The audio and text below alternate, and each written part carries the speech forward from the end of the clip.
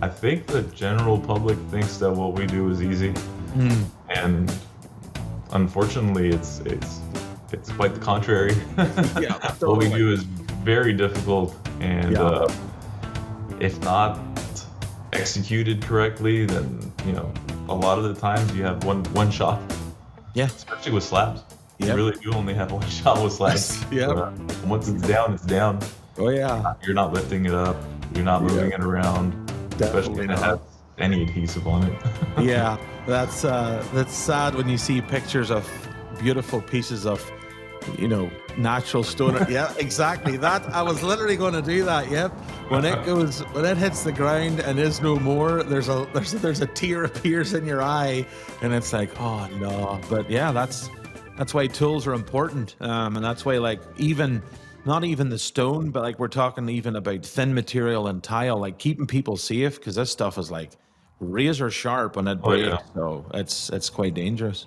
We've Um, had we've had some close calls. I've even had some close calls in the last couple of years with breaking pieces. They yeah, do break. It's yep, it's it's yeah, inherent in our business, it is. especially when we're doing floors and we Mm-hmm, have a giant L-shaped piece and you have three guys on it and mm-hmm, maybe one guy doesn't hold his grabbo right, or they totally. they pull and you're pushing. Yeah, good communication is key throughout Absolutely. all industry, and especially when you're installing any sort of slab or tile. That's for sure. You've got a new employee.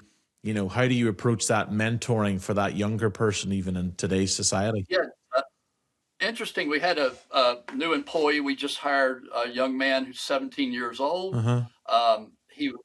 I don't interview him. I Okay. didn't hire him. Uh huh. And that when they come in, once we hire them, they spend a few days here in the office Mm-hmm. doing nothing but safety training Yep. and vocabulary training. Okay. He was at my office yesterday, and the biggest thing in starting that. So here's somebody I'm starting with, Yep. right? And that the biggest there was only two things I wanted to get across to him yesterday. A Most importantly, I want you to be safe, Mm-hmm. and you have the autonomy to stop anything you're doing, and you will never get in trouble for stopping if you don't feel safe in that Mm-hmm. activity. And that we're in a trade that has hazards, Yeah. and we want you to know. If you don't know, we want to train you to know. If you haven't been trained, you don't do it. Yep. Right. So that's the first thing. And but out of that becomes the second thing, which is really what I want them to get out of it is I care about you. Mm-hmm. You aren't a number on a That's page. awesome. You aren't a production level to me, Mm-hmm. and that those are all truths. I'm not going to say that they aren't No. from a business standpoint. But the more important thing is you are a human being that I care about, and you have entered under my authority, and you Mm-hmm. need to know my most important thing in my mind is you. Yeah. And we're going to work it like that, because why I'm going to be here at 8 o'clock tonight running a number or looking Mm-hmm. at something, so that they're working next week or the week after or a month from Correct. now. Yeah. And that What do people get wrong about people that's in this industry? That people that are in this industry, Uh-huh. I mean, I can see what people get wrong that are maybe clients looking from the outside in, Yeah. and I mean, I would have to say the turnaround time. Yeah. Being part of like the show, right? Like we were on a couple of shows on Uh-huh. HGTV, but being part of that, I can see how people might get the wrong impression where things don't just happen overnight. They take Yeah. time, right? Yeah. Where an install or fabrication process might take 5 to 6 days. On TV, it takes 2 seconds, right? One Uh-huh. second we're doing something, and then the next second we're doing the install already. So Yeah. Totally. maybe on that sense, yeah, Yeah. it's it takes time. Yeah, it does. It takes time. One of the things that always comes to my mind is that everyone wants it cheaper. So I'm Yeah, going to go around and I'm going to find the cheapest guy to do the yeah, install. And then when the homeowner gets it installed, they go, oh, what is this? This isn't What is what I this? Yeah. asked for. What? There's a Yeah. huge gap in my seam where the color, nothing lines up or matches. And Yeah. some people think that, oh, it's an easy job. Anybody Yeah. can do it. Anyone can knock out this install or the granite and cut Yeah. it. But it's a skill. One thing that I've learned over the years now down here, being in installation and in sales and just interacting with customers every day, early on in my career, I was, and I still am, extremely ambitious and passionate about what we do. Yes. But a lot of times in the beginning, that would come off to the customer. I'd be very excited. I was so quick to show them how much I knew and how I could help this situation that Yes.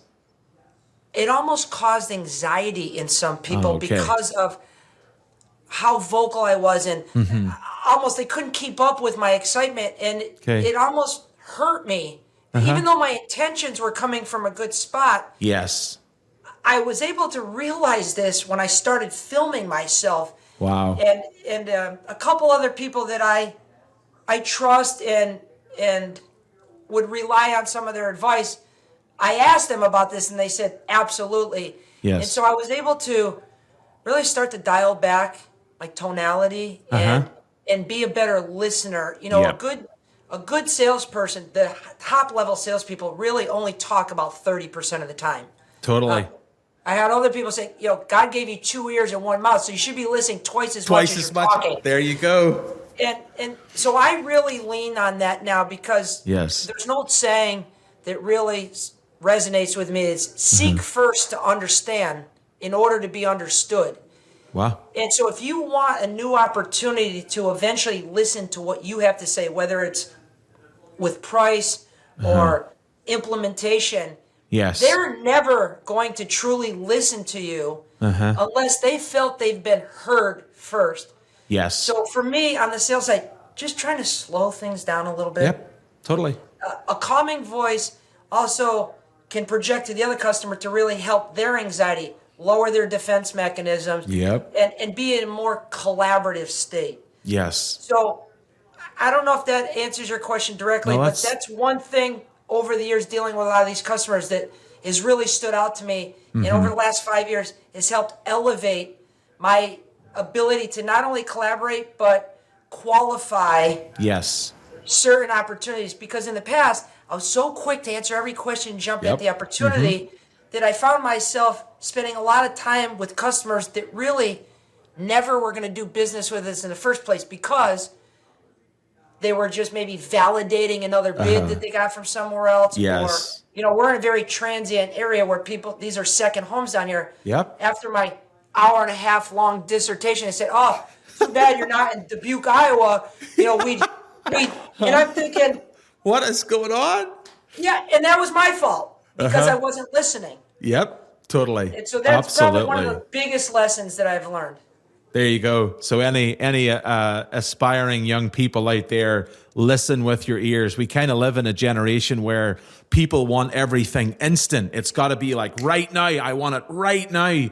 But there is something to be said for someone who walks into a room, who will sit down very calm, very collected, and would listen more than they talk. That's actually very empowering. And for other people, it's very inspirational, the fact of, when this person speaks, it's a value, so let's listen. What keeps you in the glass industry? You know, what gets you out of bed in the morning? Well, I'll say this. Early on, even in the business, what pulled me back was I had an opportunity to coach in our local area. A former coach of mine had asked me to come on and help. And honestly, that's what kept me here early on. Yeah. It wasn't actually the glass business. Wow. It was the value I found in teaching others, working with young people, kind of giving back in that way. And then I started to try and find that same feeling in our business. It could be a little harder in a construction business to change culture, have that kind of, that rah feeling where everybody's got each other's back. It's much easier in an athletic space. Yeah. But I started to try to find that in our space and really dive into team, into culture. A lot of that for me was based on my faith. that we're there for one another. Yeah. And it's more about that than it is the individual. And that can be hard. Yeah. But that's what I've tried to do and really energized me as I've transitioned, age-wise in the business. What I've felt or what gave me energy has changed over the years. Yeah. And I've kind of tried to be open to that. When you do something for a long time, it kind of ebbs and flows on what gets you excited. But what gets me up in the mornings now, is family, is the opportunity of being given a day. With our recent experience, every single day is a welcome, is a gift. And that sounds cliche to say that, but when you look at it as like, we went from doing minutes and hours, to, I get to have today and do something with it. That's really what motivates me currently. That's awesome. No, that's cool. Yeah, and like you said, as you get older, those things change, and even as believers, it also changes because we're called to, whatever we do, we're to do it to the glory of God, and that's a daily occurrence. That's not, tomorrow, a week away. It's what can we do right now? So that's pretty cool. One thing Google Ads can't buy is customer service. It cannot. We look at our customer service at Omni Cubed as our best marketing tool, because it's how you talk to the people, it's how you interact, and you can do a lot through customer service that a lot of people don't realize. When the customer calls, they kind of give a big sigh or they tut, and they're like, oh, not them again. Whereas if you have an attitude of, okay, let's help these people, it comes across either on a phone or an email or even better in person. Yes. And that's what makes good businesses stand out. And that word of mouth is just, it's one of the key marketing tools that any company can have. So no, I give a hearty amen to those things, as in, customer service is key, and just treat people how you want to be treated yourself. Goes a long way. How do you see the training complementing like a glazing contractor's hands-on training, or as the industry continues to evolve, how does Learn Glazing keep up with all those things and push training even further?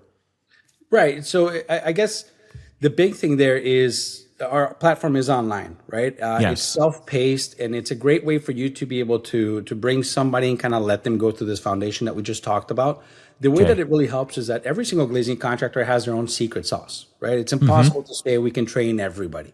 But what we are doing is we're getting your employees up to speed on terminology, on basic concepts, on the difference between products, what's clear, what's low iron, what's insulated, all of these industry terms that we tend to forget that we know. I think that's the biggest problem. We forget what we know. It's hard for us to kind of bring it back down to day one when we're teaching someone. So it really helps in the fact that we're hoping that when you hire somebody new, we can take over that training for the first month, 2 months, whatever amount of time that you're going to dedicate to learn glazing with your new student. You can keep doing what you're doing, and then they can then teach you their secret sauce, using all of those terminologies that you now have learned, and understand their processes better and move forward. Whether it be installation or in the office, it's just, if you know what a shear block is, you know what a shear block is. But if you don't know what it is, you don't know what it is. So we're hoping that we can take over, or at least help, every glazing contractor out there, help you just onboard people in the sense that they're going to know what they know, because it'd be great if the managers were familiar with the training as well. And then now you can do your own internal secret sauce stuff. You kind of blend sort of technical craftsmanship with design. But what makes your shop different from, say, a traditional glass fabrication business? Yeah, I mean, I think maybe I'll explain, what we do a little bit, and then I'll kind of go into that question. So, I mean, Glass Design, we've been around, like I said, it was two glass artisans who started a business in 1984, and they just wanted to do the cool stuff for the casinos and the hotels and the fused glass. And, we've got stained glass, we have carving, we have painting. We do really unique carving where we've got like dunes in the glass and, all that kind of stuff where you can light it up. And we've got kilns. So we've got big 4x8 kilns, which, is pretty unique. So we're able to slump, big doors, big big glass panels in there, any design we want, any shape, any texture, all hand done, and then we do fusing too. So any colors, we can actually fuse. We have like four layers of 1/4-inch glass, shattered, and then we can fuse it together to a 1-inch countertop. Wow. That's something we do. We stock a lot of antique mirror and pattern glass, so that's kind of, we have a lot of like cabinet companies come to us a lot. That's a big, we've kind of they've known about us for 40 years. Yeah. But, beyond all that, I mean, there's, we do metal, like different things with metal and glass and paint, carving, sandblasting, and, gradients and, all that kind of unique stuff. But it's because of that, we attract creative people who know a lot about all these different, and every day is different. So there's always a new thing, a new project, and how do we have it all come together? And because of that, we just say yes to everything. And so the, be careful. That could be good or bad. Yeah. So what is your sort of origin story? How did some chance encounter in the 90s kind of shape where you are today? And tell us a little bit about that. Yeah, well, I started off as working as a general contractor, working, with that, doing hockey arenas and pre-eng buildings and stuff. And I was asked to go visit another GC who was a bigger customer and explain some of the subcontract work we were looking at doing with them. And in that conversation, myself and that gentleman had a really good back and forth. And he said to me, if I'm ever looking for a new opportunity, to let him know. And a couple years later, I wasn't just looking, but I needed a new opportunity. And to me, that glass, like, that was it. I didn't know anything about glass. I was 28, 29. Yeah. And was given the title of project manager for a $14 million interior install at the airport. Nice. And it was 6,000 feet of balustrade, 4,000 feet of smoke baffle, glass bridges, interior airside corridor partitions, the whole gamut. Digitally printed glass, curved glass, like just everything. And I was hooked. Like I was immersed so quickly in all the different things that you can do in glass. Yeah. And, now well over 25 years later, I'm still geeking out about the new things you can do in glass. So cool. And the opportunities that I've had since then have been, big jobs, small jobs, residential jobs, like glass staircases. I was fortunate enough to be involved in the SoFi Stadium, the structural glass walls at the SoFi Stadium. And so it's taken me to different companies and different opportunities, but it's just, glass is one of the coolest products out there. It is. It so is. Tell us a bit about, the role that it plays in the broader construction and glass industry, and how do you fit into that ecosystem, and then what makes your company different than say the other one down the street? We've had those relationships, and that's really how we stand out. We're a lot different because we do establish relationships with not only companies, but people. So anytime somebody reaches out, we've always got somebody in the back of our head. We can be like, oh, let me call this person. So I think that's a big way that we've made a difference in recruiting. A lot of people don't want to answer a recruiter's call. But we've been a little bit different in our approach. I don't reach out about a job most of the time. I'll reach out just to introduce myself and have a conversation. I'm sure a bunch of people watching have had a conversation with. Yeah. So I just reach out and establish those connections ahead of time. And then if there is something that I need help with, then I know who to call. So you're known for phrases. You have one on your hat currently, not a glass nerd. How did that come about? How is that part of your identity in the industry? And, people tend to know you kind of by that phrase. Where on earth did that come from? It happens pretty organically. I mean, it wasn't like some strategic sit down, figuring out some messaging that was going to stick. Yeah. I mean, in this world, in any world, and certainly anything with creative outlets. I mean, you throw a lot of stuff at the wall and you're not sure what's going to stick, and then you just run with what does. This was, I just had an idea to slap it on a hat. Originally it said Glass Nerd, just as something that, lighthearted.